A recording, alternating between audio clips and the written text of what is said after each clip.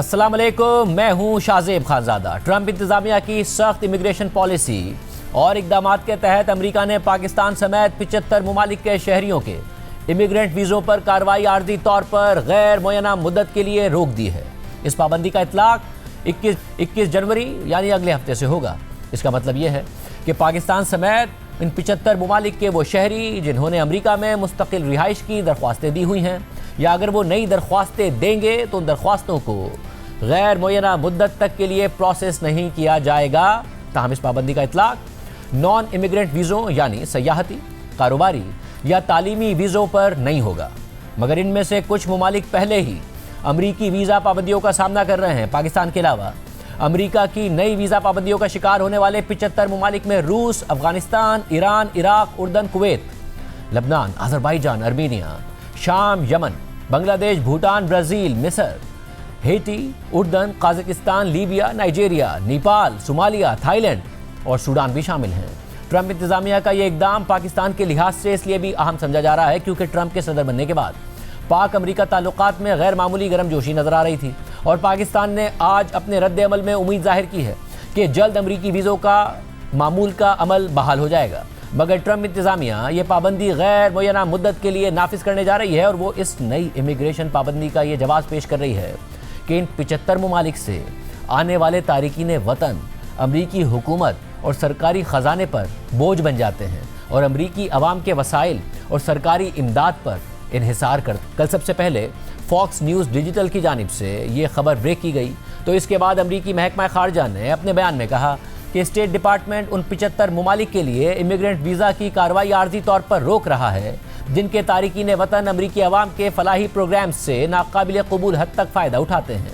ये पाबंदी उस वक्त तक नाफिज रहेगी जब तक अमरीका ये यकीनी ना बना ले कि नए तारिकीन वतन अमरीकी अवाम की दौलत निचोड़ना बंद नहीं कर देते। इस पाबंदी से दर्जनों ममालिक मुतासिर होंगे जिनमें सोमालिया, हेटी, ईरान और एरिट्रिया शामिल हैं, जहां से आने वाले तारिकीन वतन अक्सर अमेरिका पहुंचते ही सरकारी इमदाद पर इन्हिसार करने लग जाते हैं। हम इस बात को यकीनी बनाने के लिए काम कर रहे हैं कि अमरीकी अवाम की फराख दिली का मजीद गलत इस्तेमाल ना हो। अमरीकी महकमा खारजा के बयान में मजीद लिखा है कि ट्रंप इंतजामिया हमेशा अमरीका को सबसे पहले रखेगी। अमरीकी महकमा खारजा के इस बयान में तो सिर्फ 4 ममालिक का नाम लिया गया था, मगर आलमी मीडिया की रिपोर्ट्स में पाकिस्तान और कुवैत समेत 75 ममालिक के नाम जारी किए गए हैं और पाबंदियों की तफसीलात भी सामने लाई गई हैं। सबसे पहले फॉक्स न्यूज़ ने अपनी खबर में बताया कि स्टेट डिपार्टमेंट 75 ममालिक के लिए इमिग्रेंट वीज़ा की कार्रवाई आर्जी तौर पर रोक रहा है ताकि उन दरख्वास्त गुजारों के खिलाफ सख्ती की जा सके जिनके बारे में समझा जाता है कि वो अमरीका आकर अमरीकी हुकूमत पर बोझ बन जाएंगे। स्टेट डिपार्टमेंट के मेमो में अमरीका के काउंसलर ऑफिसर्स को हिदायत दी गई है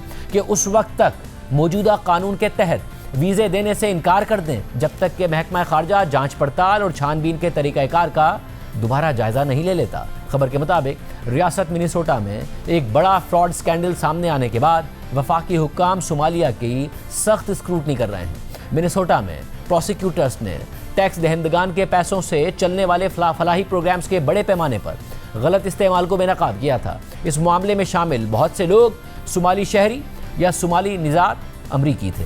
नवंबर 2025 में स्टेट डिपार्टमेंट ने दुनिया भर में अपने दफातर को एक केबल भेजा जिसमें काउंसलर ऑफिसर्स को इमिग्रेशन कानून के तहत नए और सख्त जांच पड़ताल के उसूल नाफिज करने की हिदायत की गई थी। इन हिदायत के मुताबिक उन दरख्वास्त गुजारों को वीज़ा देने से इनकार किया जाएगा जिनके बारे में ख्याल हो कि वो सरकारी सहूलतों पर इन्हिसार करेंगे। वीज़ा जारी करते हुए कई बातों को देखा जाएगा जिनमें सेहत, उम्र, अंग्रेज़ी ज़बान की महारत, माली हालत और तवील अरसे के तिब्बी इलाज की मुमकिना ज़रूरत भी शामिल है। साथ ही ज़्यादा उम्र वाले या ज़्यादा वज़न वाले दरख्वास्त गुजारों को भी वीज़ा देने से इनकार किया जा सकता है। इसी तरह उन लोगों को भी वीज़ा देने से इनकार किया जा सकता है जिन्होंने माजी में कभी नक़द सरकारी इमदाद से फ़ायदा उठाया हो या किसी सरकारी इदारे में रहे हों। इसके अलावा अमरीकी न्यूज़ एजेंसी एसोसिएटेड प्रेस ने अपनी खबर में बताया है कि 75 ममालिक पर 21 जनवरी से नाफिज होने वाली इस वीज़ा पाबंदी का इतलाक उन दरख्वास्त गुजारों पर नहीं होगा जो नॉन इमिग्रेंट वीज़ा यानी आर्जी, सयाहती या कारोबारी वीज़ा के लिए दरख्वास्त दे रहे हैं। आने वाले महीनों और सालों में नॉन इमिग्रेंट वीज़ा की डिमांड में बहुत ज़्यादा इजाफा मुतवक्के है क्योंकि अमेरिका की मेज़बानी या मुश्तरका मेज़बानी में 2026 का फुटबॉल वर्ल्ड कप और 2028 के ओलंपिक्स होने जा रहे हैं। खबर के मुताबिक अमेरिका आने वाले तारिकीन वतन को पहले ही अमरीकी सिफारत खाने से मंजूर शुदा डॉक्टर के जरिए तिब्बी मुआयना करवाना पड़ता है, मुख्तलिफ बीमारियों की जांच की जाती है और उनसे मंशियात या शराब के इस्तेमाल, जहनी बीमारियों या तशद्दुद के हवाले से हिस्ट्री बताने का कहा जाता है। उनके लिए कई वैक्सीन लगवाना भी लाजमी होता है। मगर अब अमरीकी महकमा खारजा की अमरीकी काउंसलर ऑफिसर्स को जारी की गई नई हिदायत के तहत इन शराइत को मजीद वाज़ेह और सख्त कर दिया गया है। ताहम ऐसा नहीं है कि अब ट्रंप इंतजामिया के फैसले के बाद इन ममालिक के शहरी इमिग्रेंट वीज़ा या अमरीका में मुस्तकिल रिहाइश के लिए दरख्वास्तें ही नहीं दे सकते। इस हवाले से BBC की रिपोर्ट के मुताबिक अमरीकी महकमा खारजा का कहना है कि जिन अफराद को इमिग्रेंट वीज़ा जारी किया जा चुका है उसे मनसूख नहीं किया जा रहा और मुतासरा ममालिक के शहरी इमिग्रेंट वीज़ा की नई दरख्वास्तें भी जमा करवा सकते हैं और इंटरव्यूज़ भी दे सकते हैं, लेकिन जब तक पाबंदी रहेगी उस वक्त तक उन्हें वीज़ा जारी नहीं किया जाएगा। महकमा खारजा का यह भी कहना है कि पाबंदी का शिकार मुल्क में रहने वाला शख्स अगर दोहरी शहरियत रखता है और जिस दूसरे मुल्क का पासपोर्ट उसके पास है, अगर वो मुल्क पाबंदी वाले ममालिक की फहरिस्त में शामिल नहीं है तो ऐसे फ़र्द पर यह पाबंदी लागू नहीं होगी। ट्रंप इंतजामिया के इस इक़दाम पर पाकिस्तान के दफ्तर खारजा के तर्जुमान ताहिर अंद्राबी ने रद्द-ए-अमल देते हुए कहा कि हमने ये रिपोर्ट्स देखी हैं। बुनियादी तौर पर यह अमरीका के महकमा खारजा का इमिग्रेंट वीज़ों के हवाले से सोशल मीडिया पर मुख्तसर बयान है। हम अमरीकी हुक्काम से राब्ते में हैं ताकि मज़ीद तफसीलात जानी जा सकें। हम समझते हैं कि ये एक अंदरूनी जायज़ा है और उम्मीद करते हैं कि अमरीकी इमिग्रेंट वीज़ों की रूटीन प्रोसेसिंग का अमल जल्द बहाल हो जाएगा। So, seen these reports that basically it was a brief statement by the US State Department on their social media account about the internal review of processing immigrant visas, that they are in the process of that. So we are in touch with the US authorities to ascertain further details. This is an evolving news that we are following. We understand that this is an internal ongoing process of review of US immigration policies and system, and hope that the routine processing of immigrant visa will resume soon. अमरीकी महकमा खारजा के इस इक़दाम पर जनूबी Asia के उमूर पर नज़र रखने वाले अमरीकी तज्ज़ियाकार माइकल कुगलमैन ने एक्स पर लिखा है कि अमरीका की जानिब से 75 ममालिक के लिए इमिग्रेंट वीज़ा की कार्रवाई रोकने का फैसला बज़ाहिर उस चार्ट पर मबनी लगता है जो ट्रंप ने ट्रूथ सोशल पर पोस्ट किया था। इस चार्ट में उन इमिग्रेंट ग्रुप्स की फहरिस्त दी गई है जो सबसे ज़्यादा शरह में अमरीकी सरकारी इमदाद हासिल करते हैं। चार्ट में शामिल तमाम ममालिक तो नहीं, अलबत्ता ज़्यादातर ममालिक 75 ममालिक की फहरिस्त में शामिल हैं, मगर उस चार्ट में किसी सोर्स का हवाला ही नहीं दिया गया। माइकल कुगलमैन के मुताबिक कुछ अदाद शुमार अजीब महसूस होते हैं, जैसे कि चार्ट में कहा गया है कि पाकिस्तानी तारिकीन वतन के 40% घराने सरकारी इमदाद हासिल करते हैं, जबकि पाक अमेरिकन कम्युनिटी इस बात के लिए जानी जाती है और अदाद शुमार भी यही ज़ाहिर करते हैं कि ये एक माली तौर पर बहुत मजबूत कम्युनिटी है। अगर थोड़ी बहुत वजाहत की जाती कि यह डेटा किस तरह हासिल किया गया है तो बेहतर होता, लेकिन ताहम पाकिस्तान का दफ्तर खारजा तवक्को ज़ाहिर कर रहा है कि अमरीकी वीज़ा पाबंदियों का मसला जल्द हल हो जाएगा। इस हवाले से पाकिस्तान अमरीकी हुक्काम से राब्ते में है।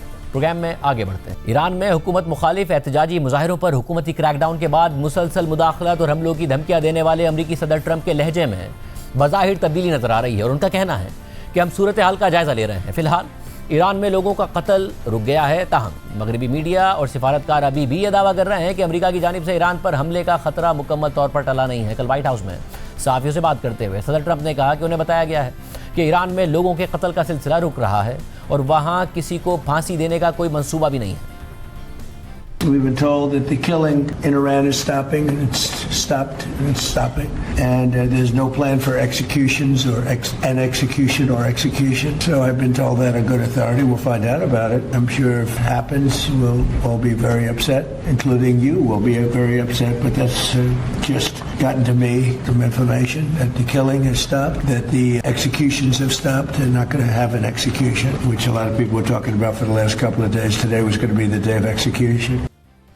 इसके अलावा ईरान की क़यादत के रवैये में भी अमेरिका के हवाले से बज़ाहिर तब्दीली देखी जा रही है। पहले जब सदर ट्रंप ने मुजाहिरीन को फांसी देने की सूरत में सख्त कार्रवाई की धमकी दी थी तो ईरानी अदलिया के सरबराह ने इसके बरक्स फौरी तौर पर सजाएं देने का इंदिया दिया था। ताहम कल अमरीकी न्यूज़ चैनल फॉक्स न्यूज़ को इंटरव्यू देते हुए ईरान के वज़ीर ख़ारजा अब्बास इराक़ची ने कहा कि किसी को फांसी नहीं दी जा रही है और ईरानी हुकूमत का किसी को फांसी देने का कोई मंसूबा भी नहीं है। इस दौरान अब्बास इराक़ची ने इसराइली हुकाम की तरफ इशारा करते हुए कहा कि वो ईरान में हलाकतों की तादाद बढ़ाना चाहते थे ताकि सदर ट्रंप को इस तनाज़े में घसीटा जा सके। Are you moving forward with hangings of some of the protesters? No, I haven't heard about that, and there is no any hanging today or tomorrow or whatever. Friday? You know, I'm confident about that. There is no plan for hanging at all. Hanging is out of the question, as I said. This is another piece of misinformation campaign. They have started to provoke President Trump and to drag him into this question, which could have disastrous consequences. लेकिन साथ ही अब्बास इराक़ची ने interview के दौरान सदर Trump को हमले की सूरत में खबरदार करते हुए कहा कि जून में की गई गलती दोबारा ना दोहराएं। अगर आप किसी नाकाम तजर्बे को दोबारा आजमाएंगे तो उसका नतीजा भी वैसा ही निकलेगा। ईरान ने हमेशा जंग के बजाय सिफारतकारी को तरजीह दी है। If you have a message for President Trump, who obviously is and has talked about and is considering some kind of action to help the protesters on the ground. My message is do not repeat the same mistake that you did in June. You know, if you try a failed experience, you will get the same result. Now, Iran proved to be ready for negotiation, for diplomacy. We have proved that in the past 20 years, in 2015, in 2025, every time. But it was the US who always escaped from diplomacy, who cut the diplomacy and opted for war. My message is between war and diplomacy. Diplomacy is a better way, although we don't have any positive experience from the United States, but still diplomacy is much better than war. Iran में मुजाहिरे फिलहाल थम गए हैं और बज़ाहिर अमरीकी सदर Trump की धमकियां भी कम हो गई हैं, जबकि ईरान ने अपनी एयर स्पेस को भी आर्जी बंदिश के बाद खोल दिया है। ताहम ईरान की सूरत हाल में अमरीकी मुदाखलत और हमलों का खतरा अभी भी बरकरार है और इसी सिलसिले में अमरीका खित्ते में अमरीकी अड्डों से महदूद तादाद में हमले को वापस बुला रहा है। इस हवाले से बैनुल-अक़वामी खबर रसाई इदारे रॉयटर्स ने लिखा है कि एक अमरीकी ओहदेदार के मुताबिक अमरीका मशरिक़ वस्ता में अपने फ़ौजी अड्डों से कुछ अमला वापस बुला रहा है। ये बात एक सीनियर ईरानी ओहदेदार के बयान के बाद सामने आई, जिसके मुताबिक ईरान ने अपने पड़ोसी ममालिक को खबरदार कर दिया है कि अगर अमरीका ईरान पर हमला करता है तो वो अमरीकी अड्डों को निशाना बनाएगा। ईरान की क़यादत मुल्क में अब तक की बदतरीन अंदरूनी कशीदगी को काबू करने की कोशिश कर रही है और ईरानी हुकूमत अमरीकी सदर ट्रंप की मुजाहिरीन के हक़ में मुदाखलत की धमकियों को रोकना चाहती है, जबकि एक अमरीकी ओहदेदार के मुताबिक बढ़ती हुई इलाकाई कशीदगी की वजह से अमरीका एहतियातन खित्ते में मौजूद अपने अहम अड्डों से कुछ अमला वापस बुला रहा है। जबकि एक मगरबी फ़ौजी ओहदेदार का कहना है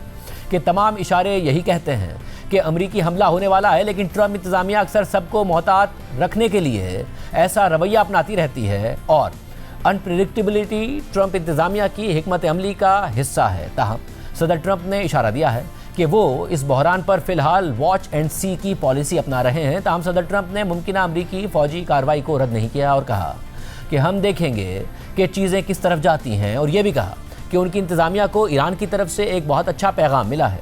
रिपोर्ट में मज़ीद लिखा है कि 2 यूरोपीय ओहदेदारों के मुताबिक ईरान में अमरीका की फ़ौजी मुदाखलत अगले 24 घंटों में हो सकती है। एक इसराइली ओहदेदार ने भी कहा कि ऐसा लगता है कि ट्रंप ने मुदाखलत का फैसला कर लिया है, लेकिन इसकी हद और वक्त वाज़ेह नहीं है। कतर का कहना है कि मौजूदा इलाकाई कशीदगी की वजह से मशरिक़ वस्ता में अमरीका के सबसे बड़े फ़ौजी अड्डे अल उदैद एयरबेस से अमला कम किया जा रहा है, जबकि बरतानवी अखबार के मुताबिक बरतानिया भी मुमकिना अमरीकी हमलों से पहले कतर के एक फ़िज़ाई अड्डे से अपना कुछ हमला वापस बुला रहा है। रॉयटर्स ने मज़ीद लिखा है कि ईरान और उसके मगरबी मुखालफीन दोनों हालिया बेअमनी को 1979 के इस्लामी इनकलाब के बाद सबसे ज़्यादा पुरतशद्दुद करार दे रहे हैं। एक ईरानी ओहदेदार के मुताबिक मुजाहिरों में 2000 से ज़्यादा अफराद मारे जा चुके हैं, जबकि एक इंसानी हुकूक के ग्रुप के मुताबिक ये तादाद 2600 से भी ज़्यादा है। ईरानी मुसल्लह अफवाज के सरबरा जनरल अब्दुल रहीम मौसूवी ने बुध को कहा कि ईरान ने इतनी बड़ी तबाही पहले कभी नहीं देखी और इसका इल्ज़ाम गैर मुल्की दुश्मनों पर लगा दिया। एक मगरबी ओहदेदार का कहना है कि इस पैमाने की बेअमनी ने ईरानी हुक्काम को एक नाजुक वक्त में हैरान ज़रूर कर दिया है, लेकिन ऐसा नहीं लगता कि हुकूमत को फौरी तौर पर खात्मे का सामना है और उसका सिक्योरिटी निज़ाम अब भी कंट्रोल में दिखाई देता है। ऐसे में ईरानी हुक्काम ने यह तासुर देने की कोशिश की है कि उन्हें भरपूर अवामी हिमायत हासिल है। ईरानी हुकूमत के मुताबिक ईरान में चंद दिनों के पुरतशद्दुद मुजाहिरों के बाद सूरत हाल अब कंट्रोल में है और मामूलात ज़िंदगी बहाल हो गए हैं। ताहम हालिया मुजाहिरों के बाद ईरान में मुमकिना रेजीम चेंज ने न सिर्फ पूरे खित्ते बल्कि दुनिया भर के लिए नए ख़तरात और तहफ़्फ़ुज़ात की फ़िज़ा पैदा कर दी थी, जिससे चीन, रूस और पाकिस्तान समेत कई ममालिक मुतासिर हो सकते हैं।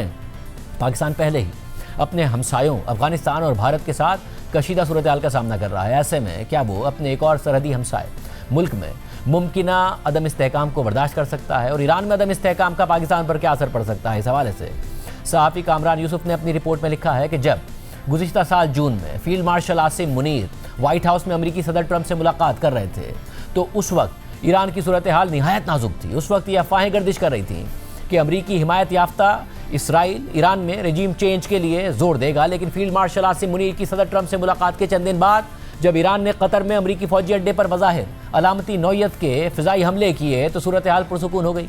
ईरानी हुकूमत अपनी जगह बरकरार रही और अगर ज़राए और सर्कमस्टांशियल एविडेंस पर यकीन किया जाए तो अमरीका की जानिब से फ़ौजी कार्रवाई न करने का फैसला पाकिस्तान के आर्मी चीफ के मशवरे पर हुआ था। ऐसे में अब जब ईरान में दोबारा मुजाहरे जोर पकड़ रहे हैं और ट्रंप ने फौजी कार्रवाई की ताज़ा धमकियां दी हैं तो अब भी पाकिस्तान की पोजीशन बदली नहीं है। कुछ माहिरीन और अहदेदारों के मुताबिक पाकिस्तान ईरान में रजीम चेंज नहीं चाहता क्योंकि उसके नताइज तबाहकुन होंगे। रिपोर्ट में मज़ीद लिखा है कि ईरान पाकिस्तान के लिए कोई दूर का मामला नहीं है, बल्कि ईरान उसका 900 किलोमीटर तवील सरहदी हमसाया है जो मुल्क के सबसे नाजुक सूबे बलूचिस्तान के साथ हसास सरहद शेयर करता है। ईरान में कोई भी हलचल फौरी तौर पर सरहद पार अस्करियत पसंदी, हथियारों की स्मगलिंग, मुहाजिरीन की आमद और मुआशी डिसरप्शन के खतरात को जन्म देती है।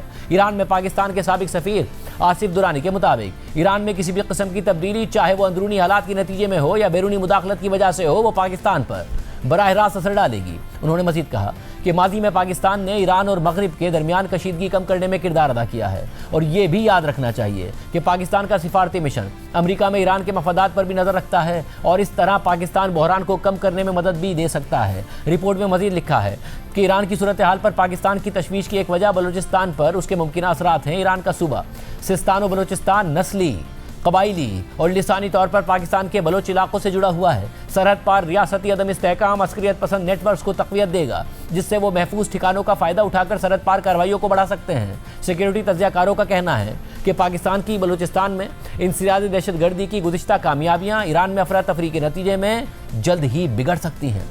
साबिक़ सेक्रेटरी खारजा जौहर सलीम का कहना है कि जब पिछली बार ईरान और इसराइल के दरमियान तनाज़ा हुआ था तब पाकिस्तान ने ईरान की इलाकाई सालमियत और ख़ुद मुख्तारी की वाज़े तौर पर हिमायत की थी। जौहर सलीम ने इस बात पर जोर दिया कि अब बैरूनी मुदाखलत, चाहे वो मुआशी हो, साइबर हो या फ़ौजी, सूरत हाल को मज़ीद बिगाड़ देगी और पहले ही अंदरूनी और बैरूनी दबाव से कमज़ोर ईरान को मज़ीद गैर मुस्तहकम कर देगी। रिपोर्ट के मुताबिक ऐसे में कि जब पाकिस्तान पहले ही लाखों अफगान पनाह गुज़ीनों की मेज़बानी कर रहा है, ईरान के बहरान या फ़ौजी मुदाखलत से पनाह गुज़ीनों के एक और बड़े हुजूम का ख़तरा पैदा हो सकता है जो पाकिस्तान के सरहदी इंतज़ाम, शहरी मराकज़ और सोशल सर्विसेज पर शदीद दबाव डालेगा और इसका सिर्फ मुआशी नुकसान भी काबिल गौर होगा, ख़ास तौर पर उस वक्त कि जब पाकिस्तान IMF के प्रोग्राम्स के तहत चल रहा है और माली मुश्किलात का सामना कर रहा है। ईरान में जबरी रेजीम चेंज के असरात सिर्फ पाकिस्तान तक महदूद नहीं रहेंगे, ये मशरिक़ वस्ता में फिर क़वाराना तक़सीम को सख्त कर सकते हैं, प्रॉक्सी तनाज़ात को भड़का सकते हैं और चीन, रूस और तुर्की जैसी इलाकाई ताकतों को भी मुलविस कर सकते हैं और इसके पाकिस्तान के लिए नताइज संगीन हो सकते हैं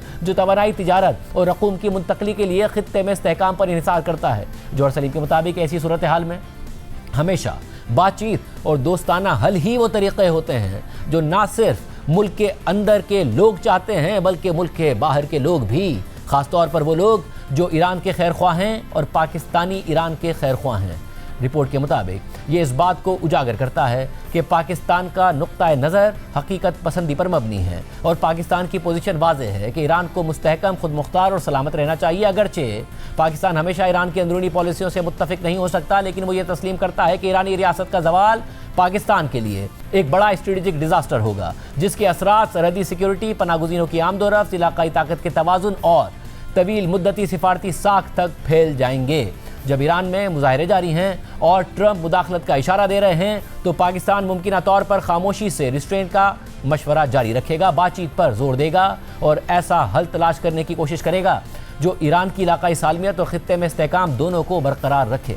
इसके अलावा आज प्रेस ब्रीफिंग के दौरान दफ्तर खारजा के तर्जुमान ताहिर अंद्राबी ने ईरान की सूरत हाल पर तशवीश का इज़हार करते हुए कहा कि ईरान पाकिस्तान का हमसाया मुल्क और आलमी बरादरी का अहम रुकन है। पाकिस्तान ईरान की सूरत हाल से मुताल्लिक पेशरफ्त पर गहरी नज़र रखे हुए है और उम्मीद करता है कि ईरान में अमन इस्तेहकाम कायम रहेगा। तर्जुमान दफ्तर खारजा ने मज़ीद बताया कि पाकिस्तान सूरत हाल के पुरअमन हल के लिए तमाम कोशिशों की हिमायत करता है और पाकिस्तान ईरान को एक दोस्त और ब्रदर मुल्क के तौर पर पुरअमन और खुशहाल देखना चाहता है। ईरान एक मजबूत और बाहौसला कौम है जिसने माजी में मुतादिद चैलेंजेस का सामना किया है। ऐसे में हालिया मुजाहरे आम शहरियों को दरपेश मुआशी मुश्किलात के बाइस सामने आए और उम्मीद है कि ईरानी हुकूमत के ऐलान करदा मुआशी इक़दामात अवामी मुश्किलात कम करेंगे। तर्जुमान दफ्तर खारजा के मुताबिक पाकिस्तान को यकीन है कि ईरानी कौम इन चैलेंजेस पर काबू पाकर मजीद मजबूत होकर उभरेगी और पुरअमन और मुस्तहकम ईरान पाकिस्तान के मफाद में है। दूसरी जानिब ईरान की हालिया सूरत हाल और उसके नतीजे में अमरीकी पाबंदियों में सख्ती के बाद चीन को एक और बड़ा चैलेंज दरपेश है।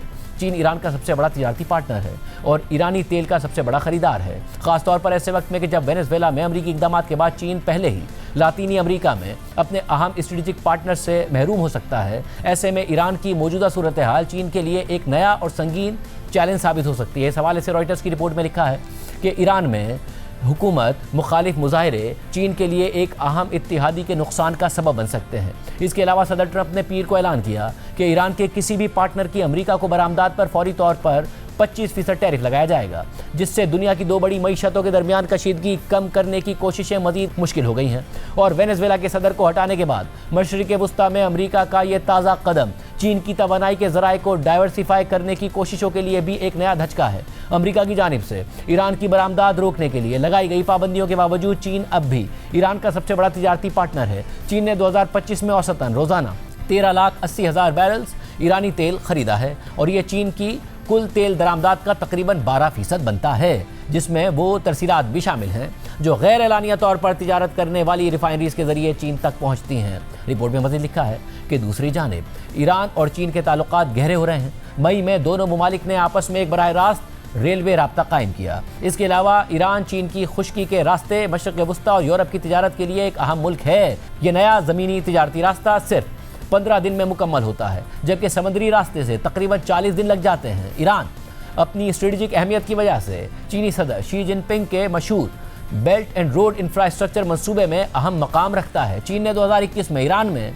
आइंदा 25 साल में तकरीबन 400 अरब डॉलर सरमायाकारी का वादा किया था, जिसमें 280 अरब डॉलर लागत का कॉकेसस, ईरान और पाकिस्तान ऑयल पाइपलाइन मंसूबा भी शामिल था। जबकि इसके बाद चीन ने खित्ते में अपने मफादात को मजबूत करने के लिए एक हैरानकुन मुआहदे के तहत ईरान और सऊदी अरब के दरमियान सिफारती ताल्लुकात की बहाली में सालिसी भी की थी। लेकिन ईरान में ताज़ा तरीन हालात ने चीन और ईरान के तिजारती ताल्लुकात को ज़्यादा खतरनाक बना दिया है और खित्ते की सियासत में चीन के इब्तिदाई अज़ाइम को मुश्किलात का शिकार कर दिया है। रिपोर्ट में मज़ीद लिखा है कि अगर ईरान में कोई अमरीकी हिमायत याफ्ता रेजिम आ जाता है तो चीन खित्ते में अपने एक वसी स्ट्रेटेजिक पार्टनर को खो सकता है। जिस तरह तवक्को की जाती थी कि वेनेजुएला लातीनी अमरीका में चीन का ऑल वेदर स्ट्रेटेजिक पार्टनर होगा, लेकिन वो भी चीन के लिए मसाइल का बाइस बन गया है। ऐसे में अब मशरिक़ वुस्ता में चीन का यह मुमकिना नुकसान अमरीका के करीबी इलाकों के मुकाबले में ज़्यादा संगीन हो सकता है और चीन के लिए मुस्तकबिल में तवाज़ुन बरकरार रखना बहुत मुश्किल होगा। प्रोग्राम में ब्रेक शामिल करते हैं। चीन और भारत के दरमियान भी एक नया तनाज़ा खड़ा हो गया है, जिसकी वजह से कांग्रेस वज़ीर आज़म मोदी पर तनकीद कर रही है। तफसीलात आपके सामने रखेंगे ब्रेक के बाद।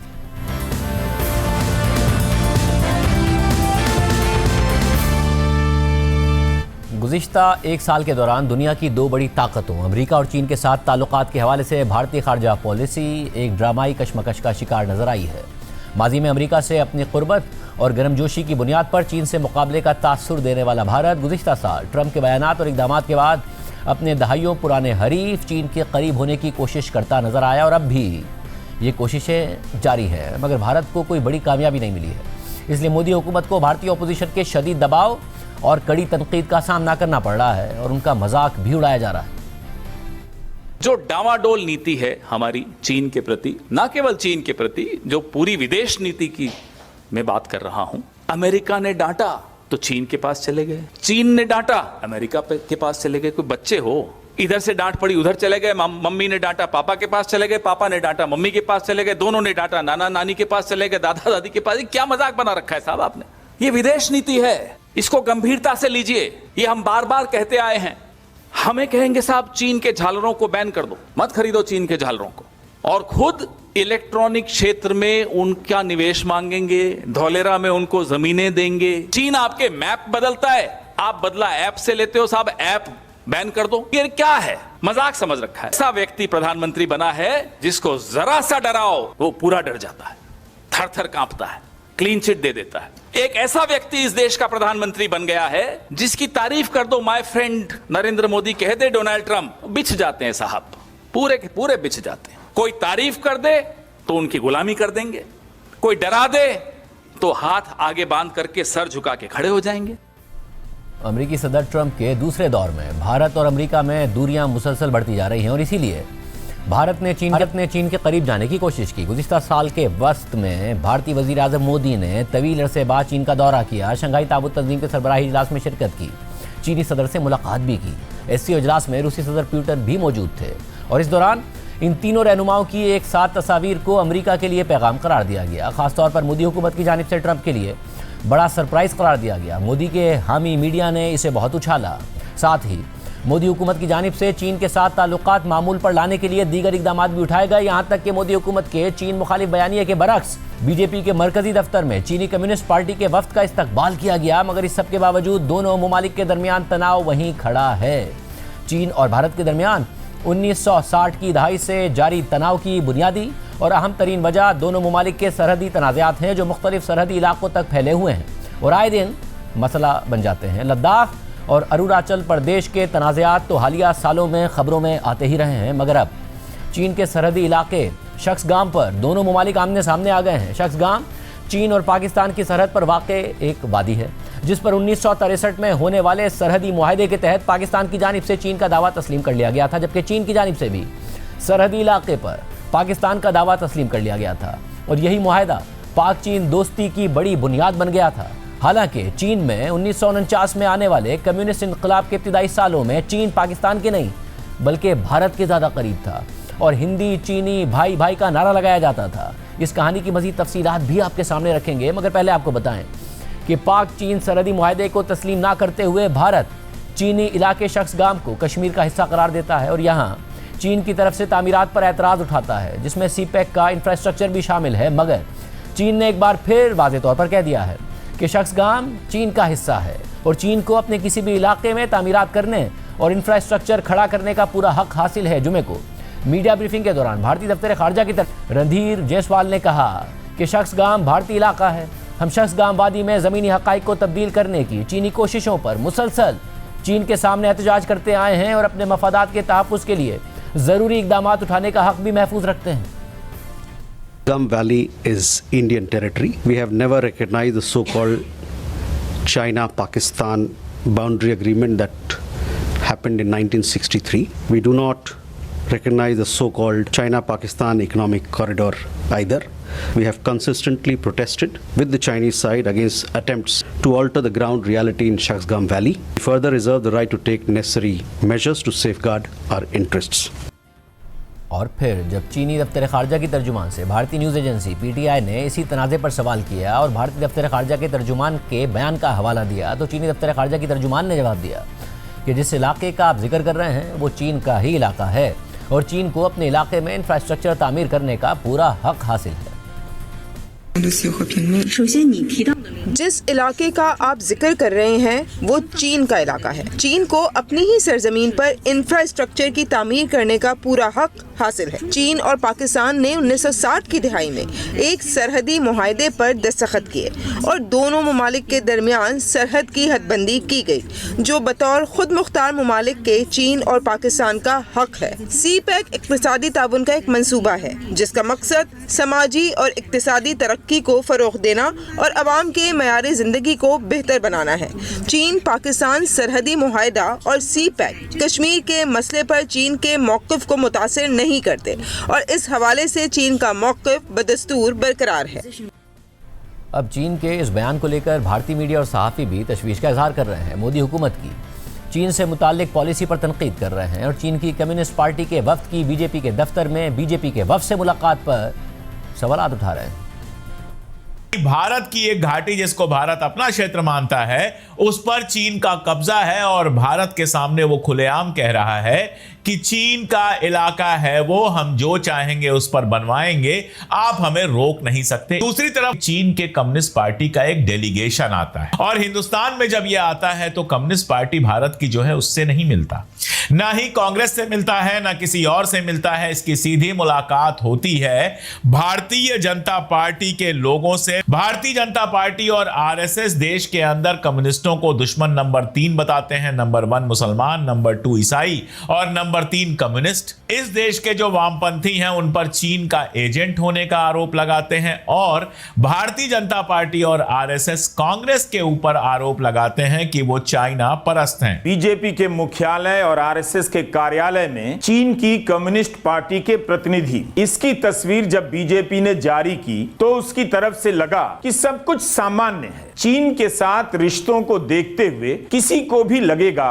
यह तस्वीर या मुलाकात सामान्य नहीं है। यह मुलाकात क्यों हुई? खासकर आज जिस तरह से चीन ने शक्सगाम घाटी पर दावा किया है, इस मुलाकात पर बवाल होना ही था। तो देश को किस तरफ देखना चाहिए? कोई दिशा अब बची नहीं देखने के लिए। पता चला जिधर देख रहे हैं उधर ही प्रधानमंत्री दिख रहे हैं, जो सवालों का जवाब देने के बजाय डमरू बजा रहे हैं। डमरू से काम चल जाता है तो आप चला लीजिए। नमस्कार, मैं रवीश कुमार। ट्रंप की गद्दारी से हम चल पड़े चीन से यारी करने। वो बॉयकॉट चीन सब पुरानी बात हो गई। ये वही चीन है 43,500 वर्ग किलोमीटर हमारी जमीन पर कब्जा किए हुए है। हम make in India, made in India, stand up India, startup India, skill India, आत्मनिर्भर भारत, बस ये जुबानी जमा खर्च कर रहे हैं क्या? थोड़े कड़वे सवाल हैं, अपने गिरबान में भी झांकने की जरूरत है। ये कहां आ गए हम?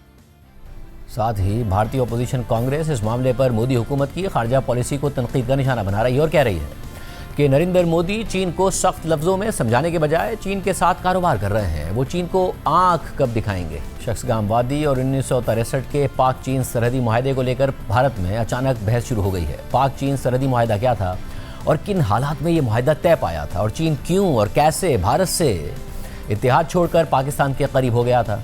इस हवाले से बीबीसी में वक़ार मुस्तफ़ा की तहकीकी रिपोर्ट शाया हुई है, जिसके मुताबिक 1950 की दहाई में हिंदी चीनी भाई भाई का शोर था। सर्द जंग के उरूज पर ताज़ा अवामी जमहूरिया बनने वाले कम्युनिस्ट चीन को अमेरिका की जानिब झुकाव रखने वाले पाकिस्तान के बजाय सोवियत यूनियन से जुड़ा इंडिया ज़्यादा पसंद था। इसलिए ये कम ही किसी ने सोचा होगा कि अगली ही दहाई में चीन का पाकिस्तान से एक ऐसा मुआहदा हो जाएगा कि ये दोनों मुमालिक फौलादी भाई और तमाम मौसमों के दोस्त बन जाएंगे। चीनी उमूर के माहिर एंड्रयू स्मॉल अपनी किताब में लिखते हैं कि 1950 की दहाई की शुरुआत में चीन का करीबी साथी पाकिस्तान नहीं बल्कि इंडिया था।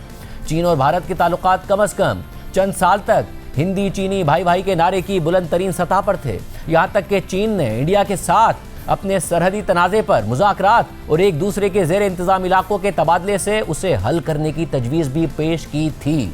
चीन के ज़ेर इंतज़ाम अक्साई चीन को इंडिया लद्दाख का हिस्सा कहता है, जबकि इंडिया अरुणाचल प्रदेश को अपना हिस्सा मानता है। मगर चीन भारतीय दावे को तस्लीम नहीं करता और इसे तिब्बत के खुद मुख्तार खित्ते का हिस्सा ज़ांगनन करार देता है। जबकि कश्मीर के इलाके के हवाले से मौरख डॉक्टर याकूब खान बंगश का कहना है कि जब रियासत जम्मू कश्मीर की तश्कील हुई थी तो उसकी मशरक़ी सरहद का तयन नहीं हुआ था।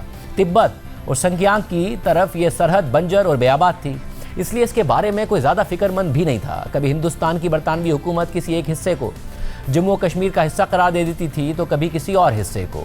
ये उलझाव भी रहा कि अगरचे तिब्बत को इस अमल में बहुत बार शामिल किया गया, मगर चीन के साथ सरहद के हवाले से बहुत कम गुफ्तगू की गई। इसीलिए चीन ने शुमाल मशरक़ी कश्मीर में बरतानवी दौर की सरहदी लाइन्स को कभी तस्लीम नहीं किया।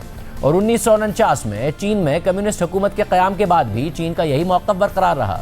जर्मन इदारे SWP की रीड्राइंग द मैप्स इन कश्मीर नामी रिपोर्ट के मुताबिक 1959 में चीनी वज़ीर आज़म ने भारत को तजवीज़ दी कि दोनों ममालिक कुछ इलाकों पर अपना हक छोड़कर एक दूसरे से ज़मीन का तबादला कर सकते हैं, यानी चीन को अक्साई चीन दे दिया जाए और चीन अरुणाचल प्रदेश पर अपने दावे से दस्तबरदार हो जाए। मगर इंडिया की हुकूमत ने तजवीज़ मुस्तरद कर दी। इंसाइक्लोपीडिया ब्रिटानिका के लिए अपनी तहकीक में एडम ज़ाइडान लिखते हैं कि चीन ने अक्साई चीन के इलाके में फ़ौजी सड़क बनाई थी जो 1956-57 में मुकम्मल हो गई थी। इंडिया को सड़क के बारे में ताख़ीर से इल्म हुआ था, जिसके बाद दोनों ममालिक के दरमियान सरहदी झड़पें शुरू हो गई थीं और बिलाखिर अक्टूबर 1962 को चीन और भारत के दरमियान बाकायदा जंग छिड़ गई। दूसरी जानिब पाकिस्तान और चीन में भी कुछ सरहदी इलाकों पर इख्तिलाफ था। भारतीय तारीखदान AG नूरानी ने फ्रंटलाइन मैगजीन में 20 अक्टूबर 2006 को लिखा था कि नवंबर 1959 में जब पाकिस्तान ने चीन को सरहदी तनाज़ात पर मुज़ाकरात की पेशकश की थी तो इब्तिदाई तौर पर चीन ने सर्द महरी दिखाई थी, क्योंकि चीन अमेरिका के इत्तेहादी पाकिस्तान के बजाय इंडिया को तरजीह देता था। पाकिस्तान की इस पेशकश का जवाब देने में चीन ने पूरा 1 साल लगा दिया और बिलाखिर 8 दिसंबर 1960 को रद्द-ए-अमल ज़ाहिर कर दिया। पाकिस्तान के फ़ौजी हुक्मरान अयूब खान ने खुद अपनी किताब फ्रेंड्स नॉट मास्टर्स में लिखा है कि दिसंबर 1961 में चीनी सफ़ीर ने अक़वाम मुत्तहिदा में नशिस्त के लिए पाकिस्तान की हिमायत मांगी, जिस पर अयूब खान ने उन्हें सरहदी मसले की याद दहानी करवाई। चीनी सफीर ने मसले को पेचीदा करार दिया, जिस पर अयूब खान ने जवाब दिया कि हमें दोनों मसाइल को मेरिट पर देखना चाहिए। फिर 12 अक्टूबर 1962 को मुज़ाकरात शुरू हो गए। चीन ने इब्तिदा में खंजराब वादी और K2 के करीब के इलाकों पर दावा कर दिया, लेकिन आखिरकार पाकिस्तान की तरफ से दिए गए सरहदी नक्शे को मामूली तरामीम के साथ तस्लीम कर लिया। K2 पहाड़ को दोनों ममालिक के दरमियान बांटने पर इत्तफाक हो गया। पाकिस्तान ने शमशाल पास के दूसरी तरफ वाक़े इलाकों पर दावा किया, जो सदियों से हुंजा के लोगों के ज़ेर इस्तेमाल थे, और कुछ वक्त के बाद चीन की तरफ से ये इलाका पाकिस्तान को दे दिया गया। 27 दिसंबर 1962 को उसूली मुआहदे का ऐलान हो गया और 2 मार्च 1963 को बीजिंग में मुआहदे पर दस्तखत हो गए और 26 मार्च 1965 को ज़मीनी सरहदी निशानदेही का प्रोटोकॉल साइन हो गया। भारत ने इस मुआहदे पर एतराज़ उठा दिया और अक़वाम मुत्तहिदा की सलामती काउंसिल को एक एहतजाजी ख़त भी भेजा। रिपोर्ट के मुताबिक 26 मार्च 1963 की तकरीर में पाकिस्तान के वज़ीर ख़ारजा ज़ुल्फ़िकार अली भुट्टो ने इस एहतजाजी ख़त का हवाला देते हुए कहा कि जम्मू कश्मीर का इलाका ना तो भारत का हिस्सा है, ना ही उसका अटूट अंग है। ये ख़ित्ता जम्मू कश्मीर के अवाम की मिल्कियत है। इसका मुस्तक़बिल अक़वाम मुत्तहिदा की कमीशन की करारदादों के मुताबिक तय होना है, यानी अक़वाम मुत्तहिदा की ज़ेर निगरानी एक गैर जानिबदाराना रायशुमारी के ज़रिए, ताकि ये फैसला हो सके कि इलाका इंडिया के साथ शामिल होगा या पाकिस्तान के साथ। जुल्फ़िकार अली भुट्टो ने यह भी कहा कि चीन और पाकिस्तान का मुआहदा जम्मू कश्मीर के इलाके की हैसियत पर किसी तरह असरअंदाज नहीं होता। पाकिस्तान ने चीन को 1 इंच ज़मीन भी नहीं दी, बल्कि पाकिस्तान को 750 मुरब्बा मील का इलाका हासिल हुआ है, जो पहले चीन के पास था। रिपोर्ट के मुताबिक पाक चीन सरहदी मुआहदे के बाद चीन की तरफ से कश्मीर पर पाकिस्तान के मौक़िफ़ की हिमायत शुरू हो गई और यहीं से दोस्ताना ताल्लुकात का आगाज़ भी हो गया। पाकिस्तान और चीन के ये दोस्ताना ताल्लुकात आज भी कायम हैं, जबकि भारत और चीन के सरहदी तनाज़ात की वजह से बाहमी ताल्लुकात आज तक बेहतर नहीं हो सके हैं। प्रोग्राम में एक ब्रेक शामिल करते हैं। एक और अहम डेवलपमेंट हुई है आज, उसकी तफसीलात आपके सामने रखेंगे एक ब्रेक के बाद। District and session court Islamabad में आज एडवोकेट ईमान मज़ारी और उनके शौहर हादी अली चट्ठा के खिलाफ मुतनाज़ ट्वीट्स केस की समाअत हुई। अदालत को आज भी बताया गया कि ईमान मज़ारी की तबीयत ख़राब है, इसलिए अदालत में पेश नहीं हो सकती, मगर अदालत ने दोनों मुल्ज़िमान के नाकाबिल ज़मानत वारंट गिरफ्तारी जारी कर दिए हैं। साथ ही दोनों को गिरफ्तार करके कल वीडियो लिंक के जरिए पेश करने का हुक्म भी दे दिया है। नुमाइंदा जियो न्यूज़ अरफा फिरोज़ के मुताबिक आज समाअत के आगाज़ में ईमान मज़ारी और हादी अली चट्ठा अदालत में पेश नहीं हुए और माविन वकील ने ईमान मज़ारी की हाज़िरी से इस्तिस्ना की दरख्वास्त दायर कर दी और कहा कि हादी अली चट्ठा इस्लामाबाद हाई कोर्ट में एक केस में पेश हुए हैं, जिस पर अदालत ने मुल्ज़िमान की अदम मौजूदगी पर बरहमी का इजहार किया। जज अफजल मजोका ने कहा कि ईमान मज़ारी की हाज़िरी से इस्तिस्ना की दरख्वास्त बाद में देखेंगे, पहले मुल्ज़िमान को बता दें कि अगर वो आज पेश नहीं हुए तो जिराह का हक ख़त्म कर देंगे। और फिर अदालत ने केस की समाअत में वक्फा कर दिया और वक्फे के बाद हादी अली चट्ठा अदालत में पेश हो गए और कहा कि ईमान मज़ारी गवाह शहरोज़ पर खुद जिराह करना चाहती हैं, जिस पर जज अफजल मजोका ने कहा कि गवाह शहरोज़ पर जिराह मुकम्मल करें, वरना जिराह का हक ख़त्म कर दूंगा। समाअत के दौरान इस्लामाबाद डिस्ट्रिक्ट बार एसोसिएशन के सदर चौधरी नईम गुज्जर भी अदालत में पेश हुए। एडवोकेट नईम गुज्जर ने कहा कि पीर की तारीख दे दें, इसके बाद कोई इल्तवा नहीं मांगा जाएगा। ईमान मज़ारी की तबीयत ख़राब है और वो खुद जिराह करना चाहती हैं। प्रोसिक्यूशन ने इल्तवा दिए जाने की मुखालफत की और प्रोसिक्यूटर राना उस्मान ने कहा कि अदालत गवाह से हल्फ ले और जिराह शुरू करे, जिस पर बार के सदर नईम गुज्जर और प्रोसिक्यूटर राना उस्मान के दरमियान कमरा अदालत में तल्ख कलामी शुरू हो गई।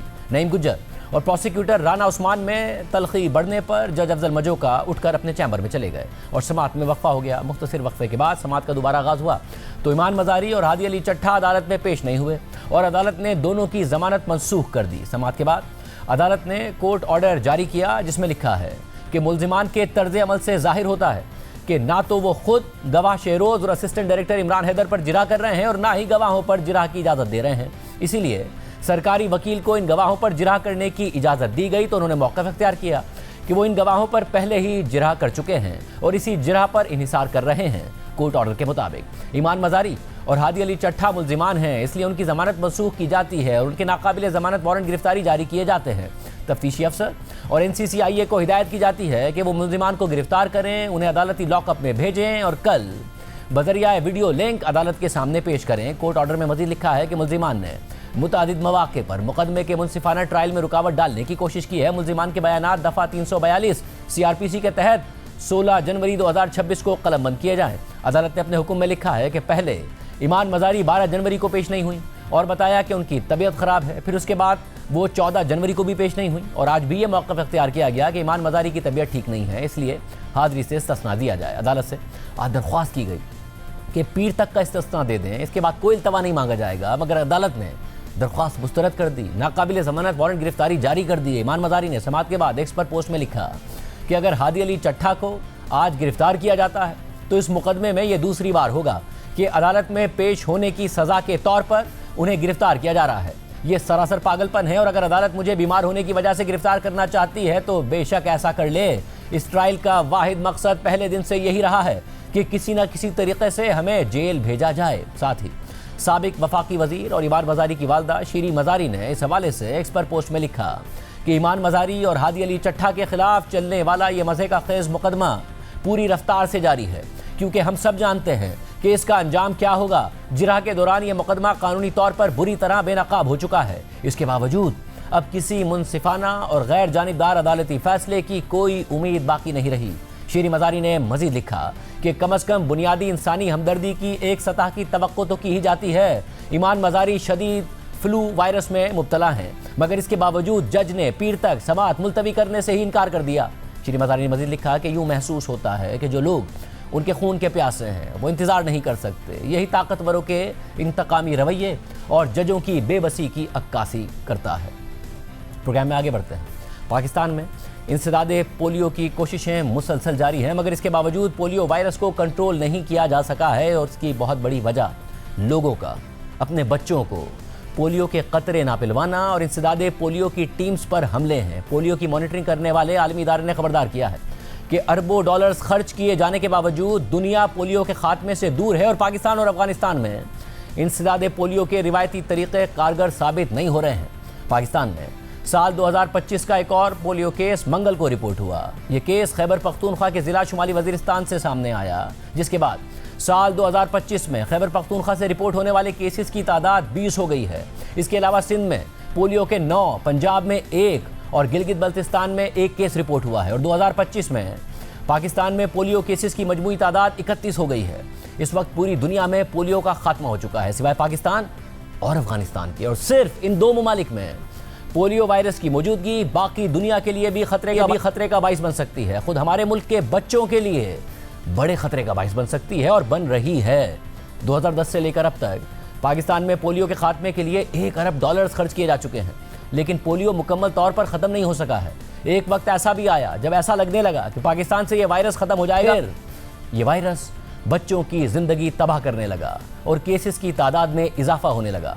2015 में पाकिस्तान में पोलियो के 54 केसेस रिपोर्ट हुए, फिर 2016 में केसेस की तादाद में कमी आई और 20 केसेस रिपोर्ट हुए। 2017 में पोलियो के सिर्फ 8 केसेस रिपोर्ट हुए और 2018 में केसेस की तादाद में इजाफा हुआ और 12 केसेस रिपोर्ट हुए। 2019 में पाकिस्तान में पोलियो के 147 केसेस रिपोर्ट हुए, जो अगले साल यानी 2020 में कम होकर 84 रह गए और फिर 2021 में पोलियो का सिर्फ 1 केस रिपोर्ट हुआ और उम्मीद पैदा हो गई कि अब पाकिस्तान भी पोलियो फ्री हो जाएगा, लेकिन ऐसा नहीं हुआ।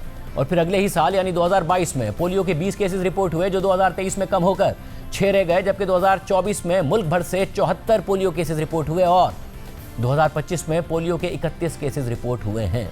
पोलियो एक लाइलाज बीमारी है जो उम्र भर के लिए एक शख्स को अपाहज कर सकती है। इससे बचने का वाहिद और मौसर तरीका यह है कि 5 साल से कम उम्र का हर बच्चा पोलियो मुहिम के दौरान बार बार पोलियो के कतरे ज़रूर पिए और तमाम मामूल की वैक्सीनेशंस वक्त पर मुकम्मल की जाए।